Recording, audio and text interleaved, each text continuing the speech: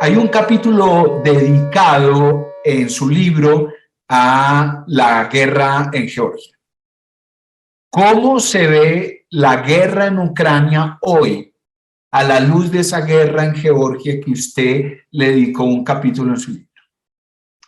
La guerra en Georgia es muy importante en la experiencia bélica de la Rusia contemporánea. Aquí hay que tener claro que la Rusia contemporánea, la Rusia de la posguerra fría, la Rusia que surge en 1992, es una potencia que ha tenido una experiencia bélica permanente, en general exitosa. Hay que recordar, por ejemplo, la primera guerra de Chechenia entre 1994 y 1996, que fue una guerra exitosa, o la segunda guerra de Chechenia de 1996, que fue exitosa, terrorífica, terrible, pero exitosa, de la cual además las tropas rusas sacan el procedimiento táctico que están aplicando en este momento a las grandes ciudades ucranianas, que es arrasar completamente los edificios de las ciudades, que fue lo que hicieron con Grozny en 1999 en la segunda guerra de Chechenia. O, por ejemplo, el papel de Rusia en la renovación militar, en la revolución militar que Rusia vivió después del año 2000, cuando Putin llegó al poder. Putin protagonizó la segunda guerra de Chechenia y después de esa guerra protagoniza una revolución militar muy importante y una renovación de la industria de armamento rusa que se ve en la guerra de Georgia. Georgia es una nueva estrategia y táctica con respecto a lo que había sido el periodo soviético de posguerra. Recupera tácticas y estrategias militares clásicas y Georgia es sometida y destruida, sobre todo en un momento en que quien era presidente, Mikhail Saakashvili, había llegado a acuerdos para que Georgia fuera considerada como miembro a la Unión Europea y a la organización de la OTAN, y allí Rusia dejó claro su política de reintegración imperial, dejó claro su política de desconocimiento de las condiciones de la autonomía, digamos, estatal frente a las condiciones jurídicas y frente a las condiciones que pudieran determinar esa perspectiva del Estado. Y finalmente la guerra de Georgia fue una guerra en la que Rusia se experimentó a fondo. Rusia destinó más o menos 155,000 tropas contra un ejército georgiano de 11,700 hombres y obviamente pues en una semana Rusia prácticamente sacrificó a Georgia como Estado, y a partir de ese momento Georgia hasta ahora es una especie de Estado fantasma que en la realidad pareciera no existir, más que en salvo en pequeñas formalidades.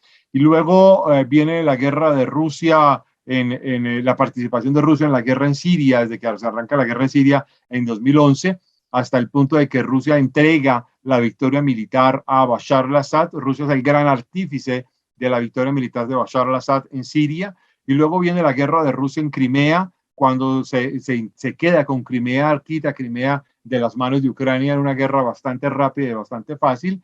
Y luego pues viene todas las intervenciones posteriores de Rusia en los últimos años en Siria de nuevo, y obviamente la intervención de Rusia en Libia, tanto con tropas formales como con tropas informales, que son básicamente los mercenarios de la compañía Wagner, y obviamente pues ahora tenemos esta guerra en Ucrania. De forma tal que la guerra en Georgia es un antecedente supremamente importante, muy directo frente a este asunto de la guerra en Ucrania, con un elemento adicional, que la guerra en Ucrania no solo fue una guerra de tropas convencionales, sino que también fue la primera guerra, digamos, la primera ciberguerra en la que Rusia utilizó todo su potencial de Internet para bloquear las capacidades de información en Internet del ejército del gobierno y del ejército georgiano, sino también fue una guerra informativa de primer orden, utilizando todo el tipo de situaciones que aparecían en ese contexto. Yo quiero darle las gracias por haber estado con nosotros. Llevamos aproximadamente 50 minutos de conversación. No podemos agotar muchos de los temas que su libro suscita. Espero que esta conversación sea una invitación para que muchas más personas compren su libro. Esta además es esta es la segunda reimpresión. Esperamos entonces la tercera reimpresión de su libro y desde luego el próximo libro que usted publique sobre la transformación del orden internacional.